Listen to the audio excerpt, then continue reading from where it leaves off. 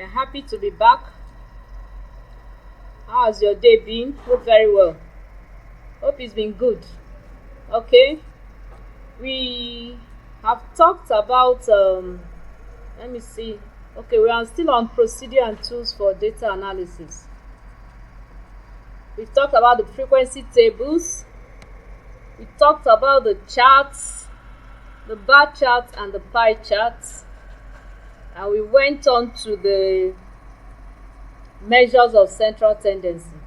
I would like us to do some calculations on bar charts and pie charts today. We said the bar charts come in bars, and then the pie chart is in form of a chart, a pie. It's in a circular form. We use this data here to work on frequency table. I would like us to use this to also do a little work on bar charts and pie charts. Okay, let's start with bar charts. Let's just take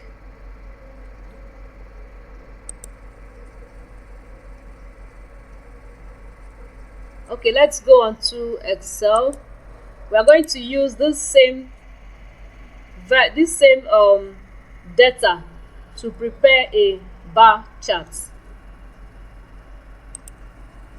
We have the age ranges. We have 20 to 24, 25 to 29, 30 to 34, 35 to 39, and then 40 to 44. Let's just assign some figures to them and just use it to do some little work. Let's say this is 36, this is 42, this is 70, this is 18, and this is 14. Okay, we can manually prepare our bar charts, whereby we draw our bars, put in the age ranges, and then for each bar, this will be the height of each bar. You draw the height of your bar: 36, 42, 70, and so on. But technology has also made things easier for us these days, even though somehow it makes us lazier, but then it makes things easier for us. You can use your Excel package to produce a bar chart on this. You highlight it, you go to this insert, you have different views for your charts. You can pick any view you like. Let's pick this, and then the column, we'll pick 2D column. This will automatically produce your bar chart for you. You can see age range of 20 to 24, you have 36. 25 to 29, you have 42. 30 to 34, we have 70. And 35 to 39, we have 18. And 40 to 44, we have 14. So, we said bar charts and pie charts are pictorial. They help you to understand a data very well, very easily. Looking at this chart now, you can easily tell, as long as you're not blind, you can easily tell that the highest bar is this 30 to 34. It's unlike looking at the figures, going to the figures to find out which figure is higher and all that. But looking at this, you can just quickly detect the highest one. The one with the highest frequency is 30 to age range 30 to 34. And then the one with the smallest one, the lowest, is 40 to 44. This is what a chart can do for you. All right. We can also do that of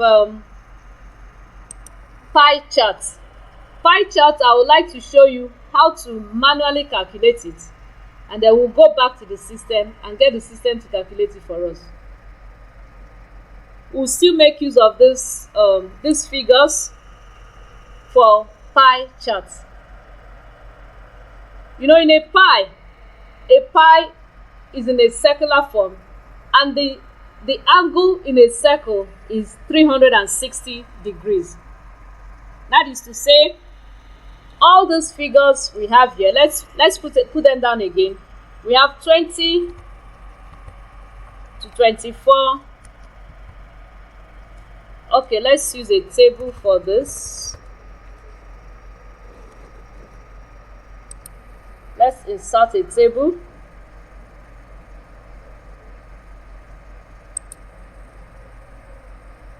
You have the age range here. Age range, and we have the frequency. Age range and frequency. For 20 to 24, we have 36. 25 to 29,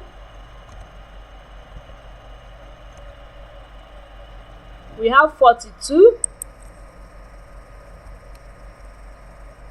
30 to 34, we have 70. 35 to 39,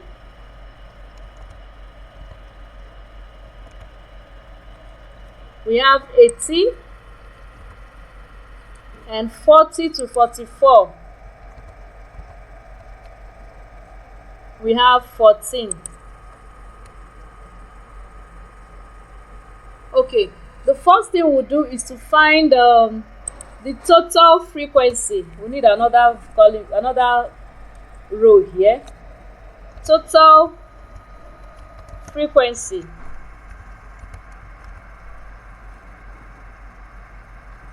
That will give us 36 plus 42 plus 70 plus 18 plus 14, which will give us 180. 180. And then we're going to calculate the sectors of each class, one after the other. We look at 20 to 24. 20 to 24, it has a frequency of 36. So we are going to take 36 over 180, which is the total frequency. The frequency over the total frequency times 360. You know, we're working with 360. We said the angle in a circle is equal to 360. So this 36 over 180 times 360 should give us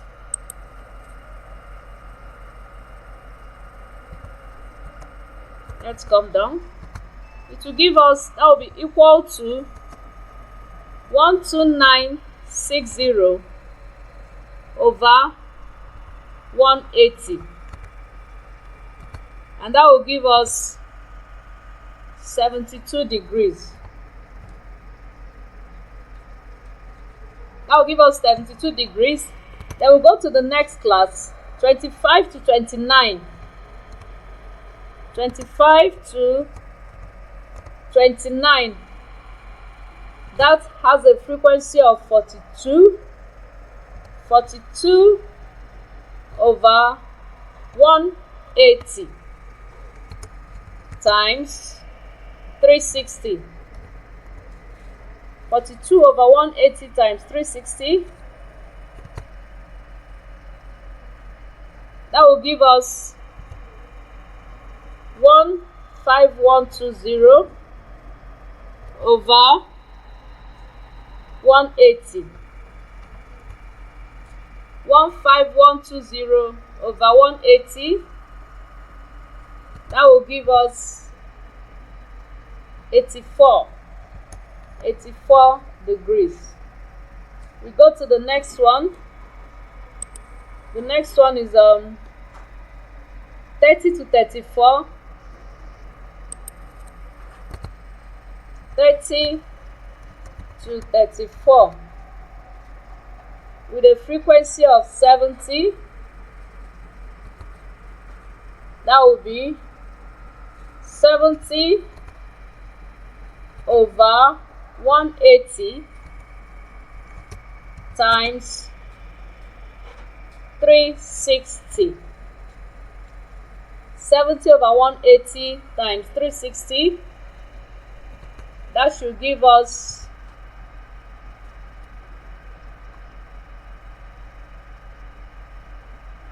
25200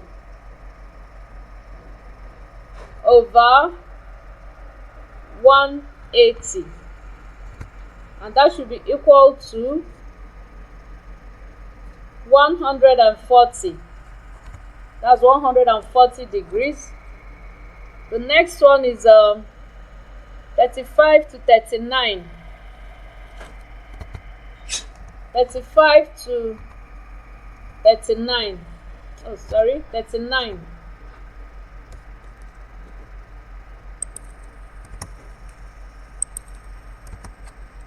With a frequency of 18. That will be 18 over 180 times 360. 18 over 180 times 360. That should give you 6480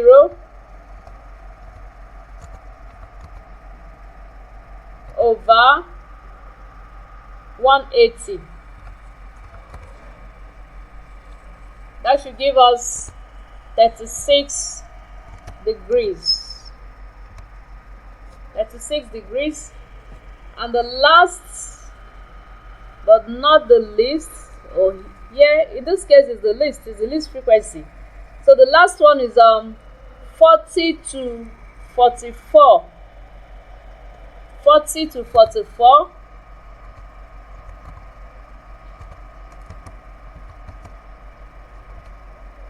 40 to 44 with a frequency of 14. That should be 14, yes. So we have 14 over 180 times 360. 14 over 180 times 360. That should give us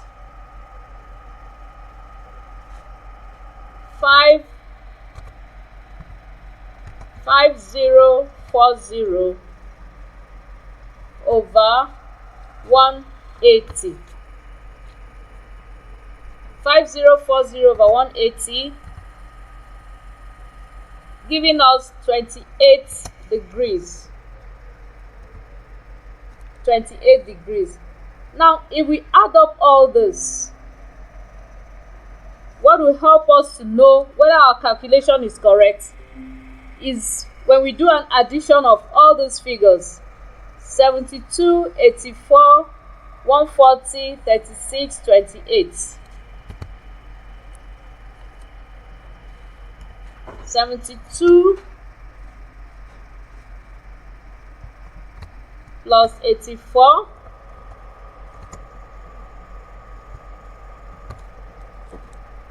72, 84, 140,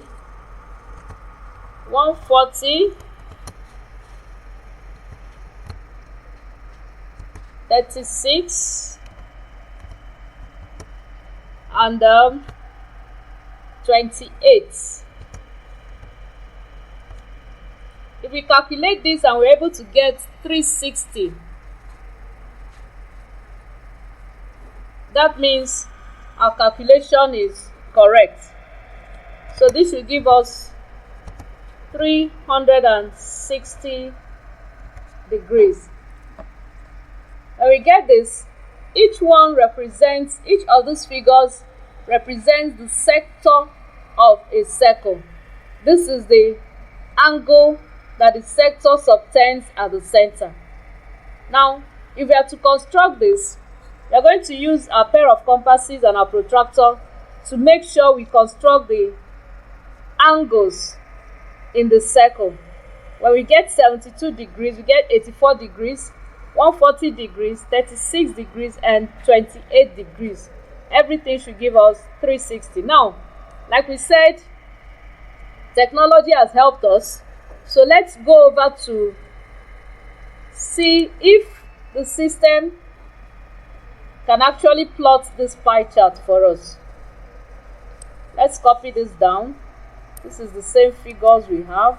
These are the same figures we have. Let's put it here. Alright, so we're going to use this to construct a pie chart. Again, just like in the bar chart, we highlight it and we insert a pie chart.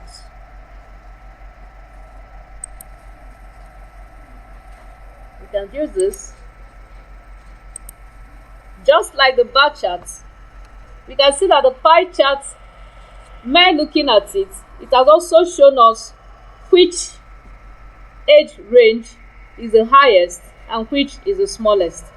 So you don't have to start looking at the figures we have there. Just like this shows us that 30 to 34 has the highest bar, that's the highest frequency. Here we also see the same 30 to 34 with the gray color.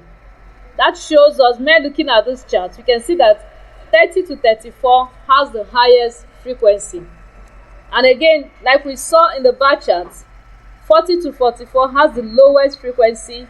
If you look at this, the one with the light blue color, if you look at the key, the one with the light blue color is 40 to 44.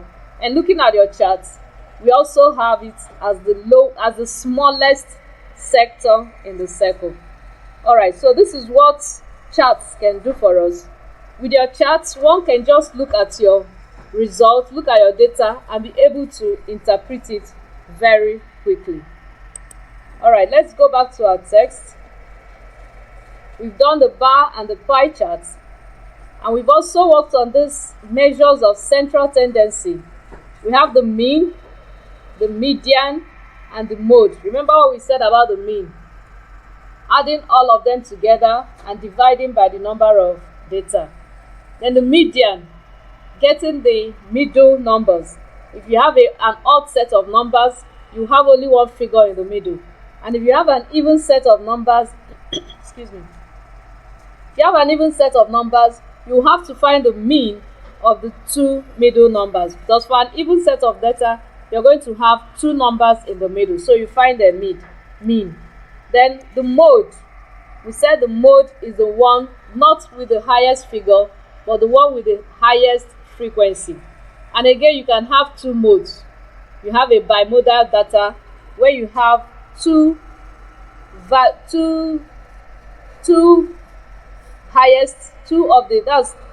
data with the highest frequency. Okay, so today we are going into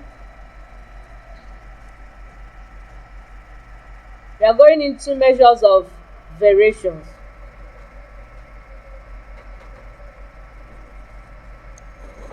Measures of variability. Measures of variability.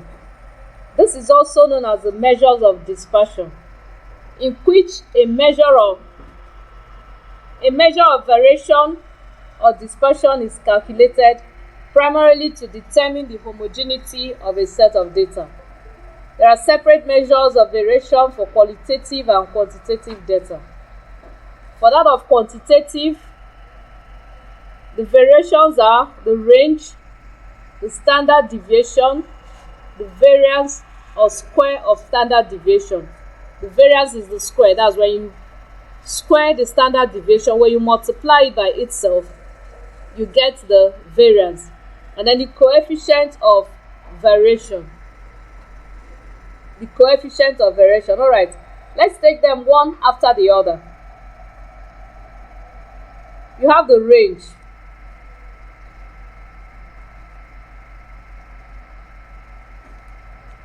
You have the range. This refers to the difference between the highest and lowest attribute of value. In every data, you always have the highest ones and you have the lowest ones. When you talk about a range of things, a range of a set of data, we're talking about the beginning, the lowest one and the highest one. So the range here is the difference between the highest and the lowest attribute. That is, the highest, when you subtract the lowest attribute from the highest attribute. Its primary objective is to give the researcher an idea of the data spread to determine the range for a grouped data.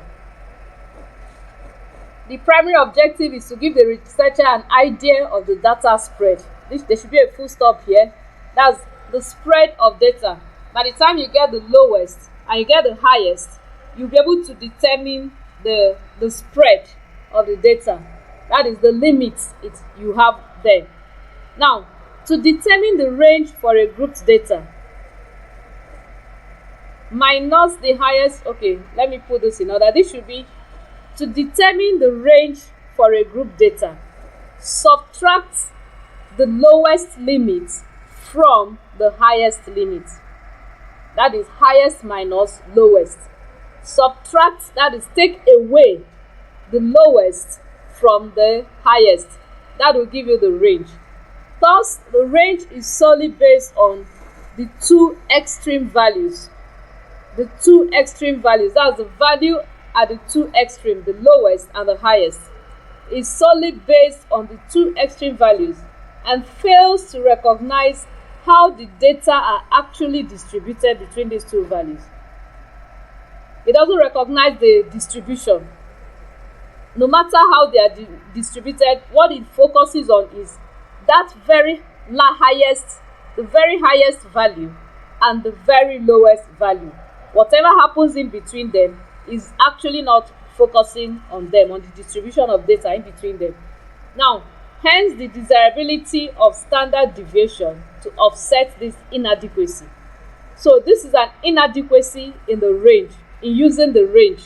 When you use the range doesn't focus on the distribution, just talks about the extreme values, the highest and the lowest. So in order to offset this inadequacy, standard deviation is preferably used. And we go to standard deviation. This is defined as the distance or the average deviation of all values from the mean. Remember our mean, how we get our mean. So any deviation from that very mean, any distance or the deviation from that very mean, that is what we call the standard deviation. The difference between each score and the mean is the deviation scores from the mean.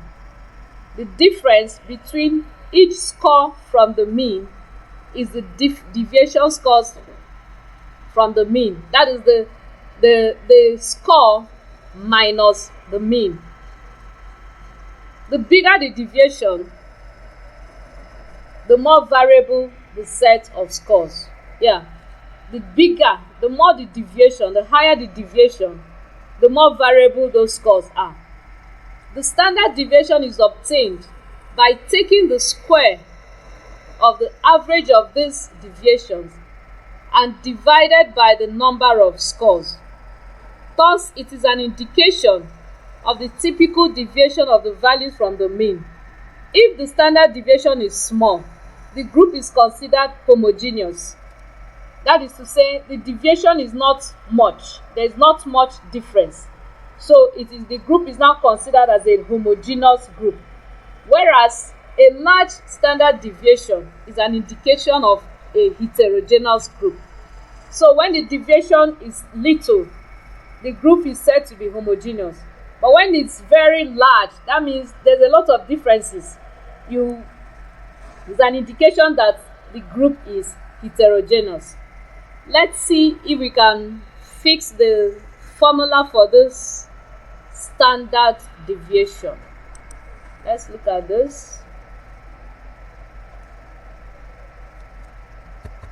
Standard deviation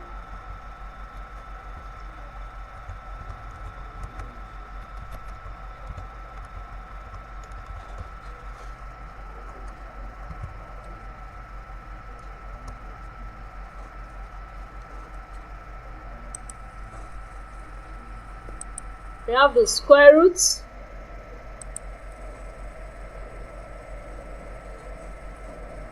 summation,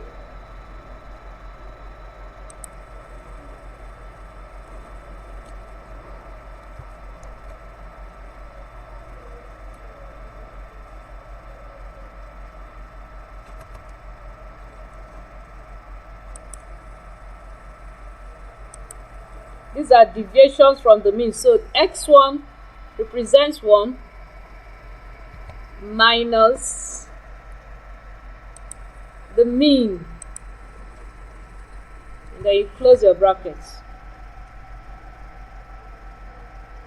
all over population size. N represents our population size. Okay, we said the difference between each score and the mean. Difference between each score and the mean. That is, difference between x1 and the mean, x2 and the mean, x3 and the mean, just like that. Difference between the scores from the mean. The standard deviation is obtained by taking the square of the average of these deviations. Okay, we did not put the square. Let's put the square. There should be a square here.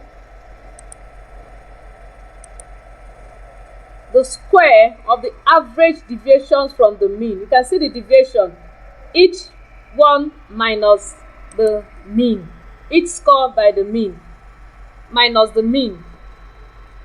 The square of the average of these deviations and divided by the number of scores.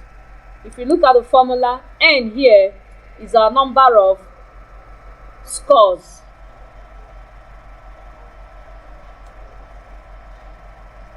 That is the population size. So this is just what the formula for the standard deviation represents. Once you know your number of scores, your population size, your mean, then this is the summation. You should be able to solve for your standard deviation. Okay, we look at the variance. The variance, we said, is the square of the standard deviation. So once you're able to solve for your standard deviation, all you need to do is to get the square of this. And the square of this simply means removing the square root. The square root of this times the square root again. The square root, when you square the square root, the square root goes off. So this, you simply have this minus the square root. We don't have to start writing it again. Our variance, okay.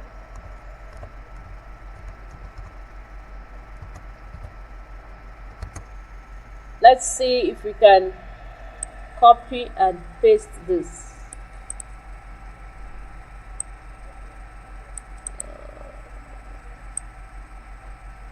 Anyway, variance is simply the square of this one, and that is to say remove the square root. Okay, this refers simply to the square of the standard deviation obtained by subtracting each observation from the mean, just like we've done there. Subtracting each observation from the mean, squaring the resulting difference. That is this difference, xi minus x. Xi minus x, to eliminate negative signs of deviation. They are added up to give the sum of squares, and finally dividing it by the number of observations.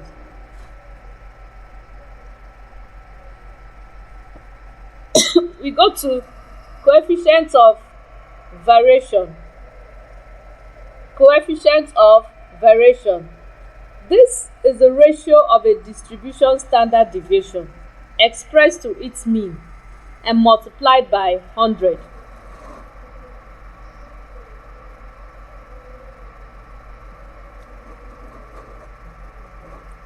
The ratio of a distribution standard deviation expressed to its mean. Ratio, that is standard deviation over the mean, and then multiplied by 100. Let's just put it down. Coefficient of variation.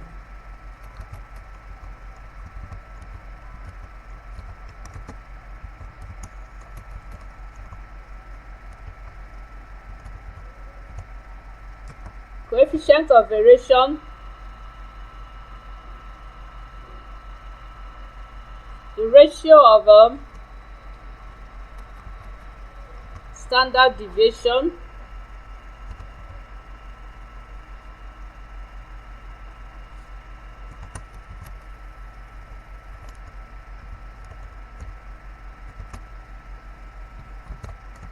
mean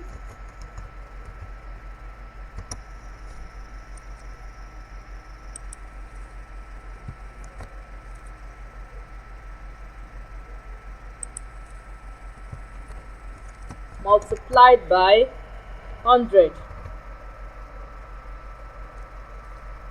That's the ratio.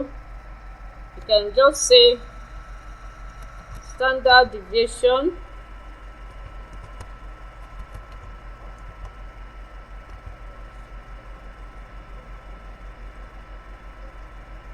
over mean times 100. That is our coefficient of variation.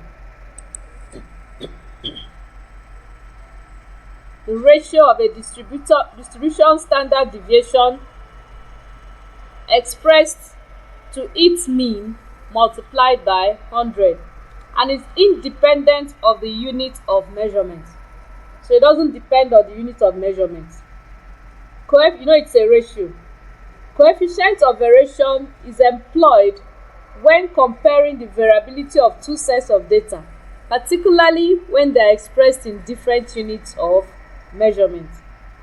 The next one is statistical hypothesis testing.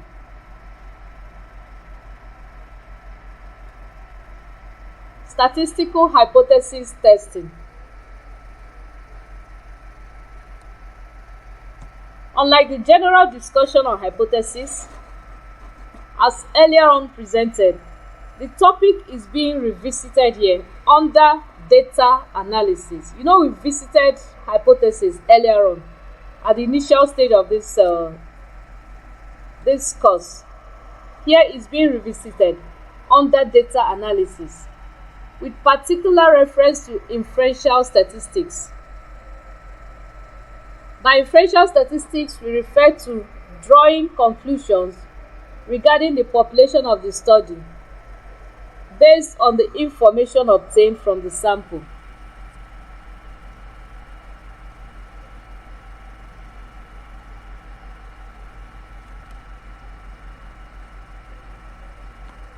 Okay.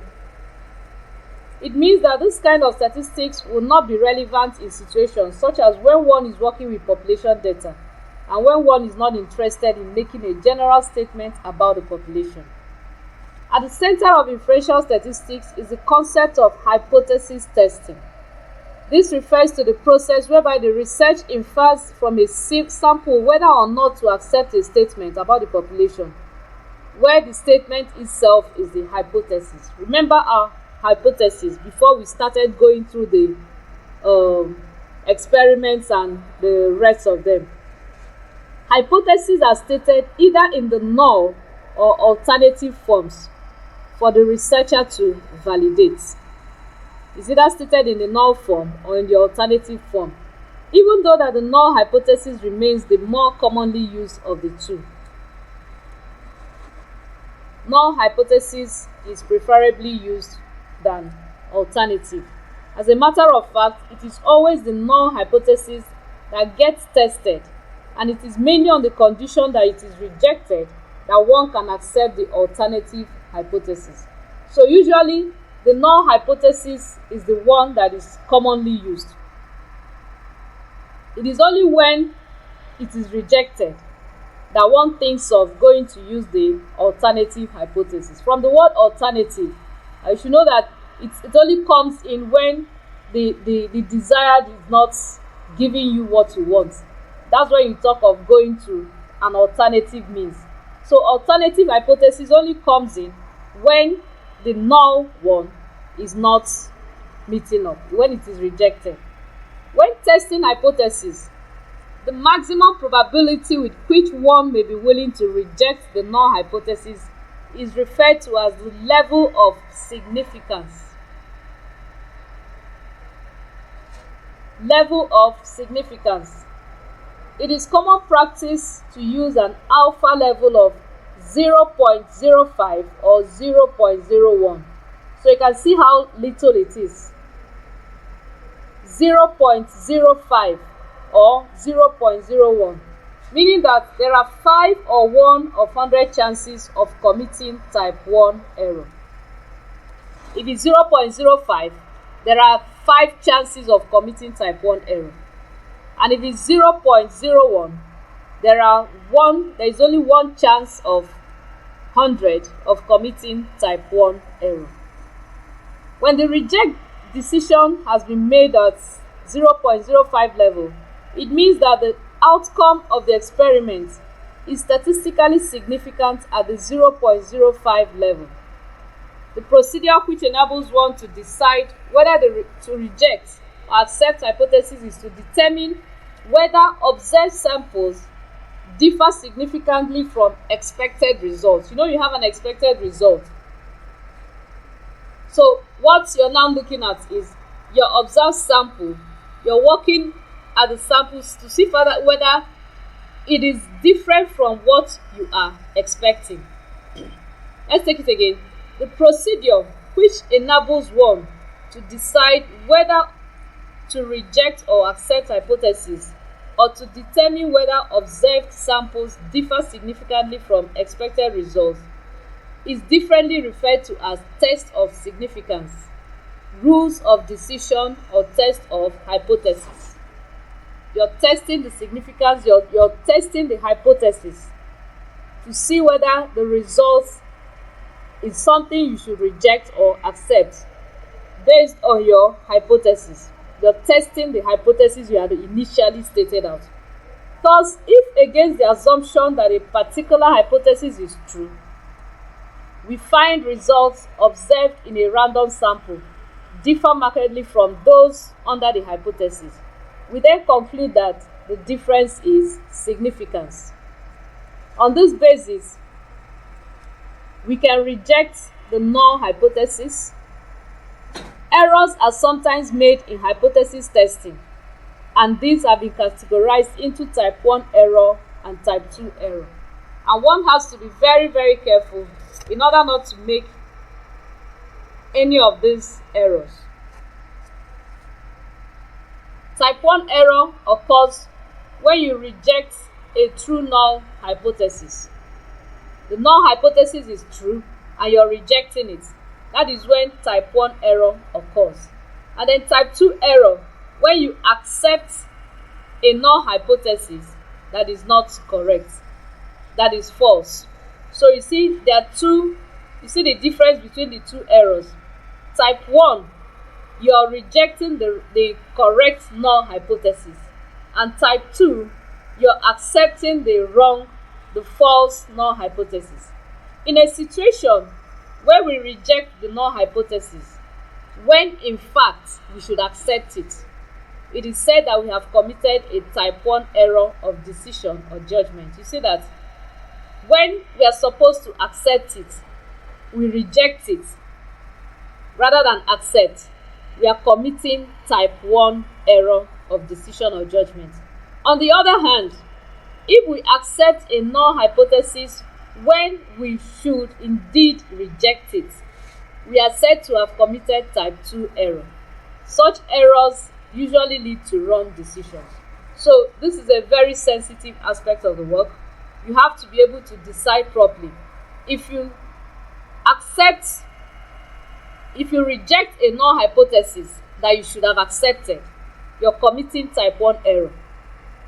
On the other hand, if you accept a null hypothesis that you should have rejected, you're committing a type 2 error. And any error you commit will lead you to taking the wrong decision. It will affect your result, it will affect your conclusion, it will affect your recommendation, everything, because you have committed the errors. So such errors usually lead to wrong decisions.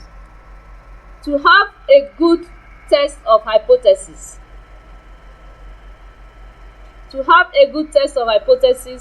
there must be a design.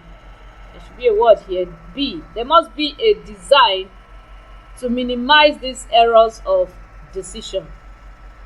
So once we talk about errors, we should also talk about how to minimize or even outrightly eradicate these errors.